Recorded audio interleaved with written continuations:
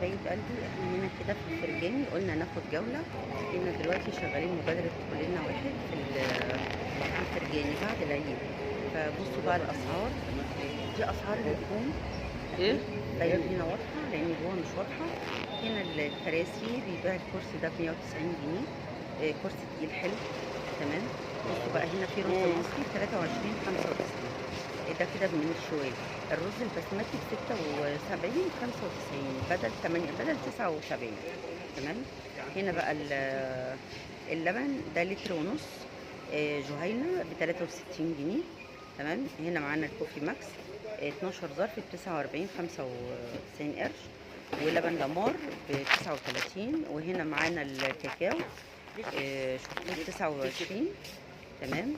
اهو كوفي ماكس، ودي علبة تانية ب28. معانا هنا دي المربى ب29 برضو تمام. معانا هنا العسل ب129.95 ده كيلو. هنا الشاي نص كيلو ب109.95. هنا بقى برضو رز اهو. ده رز الفرجاني اهو تمام. ده رز الفرجاني برضو نضيف ب25.5 تمام.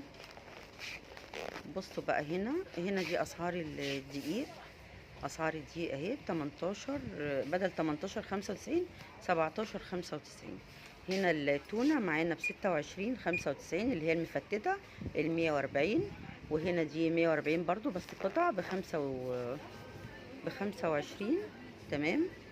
دي بقى اللي هي المناديل معانا اهي ب94.95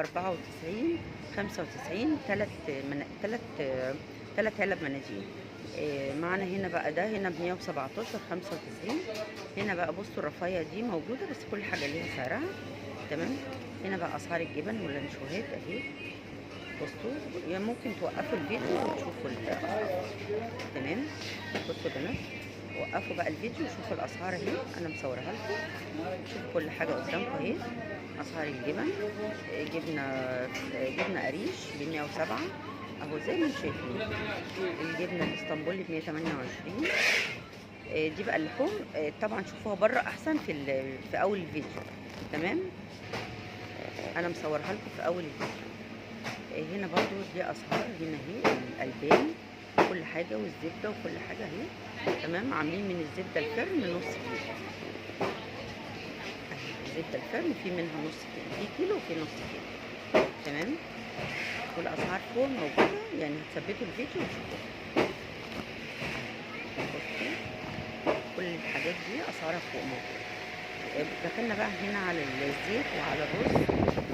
بصوا بقى الزيت هنا ده ب129 2 لتر ونص. سمنة الهانم ب63. هنا رز الساعة ب159.5 تمام.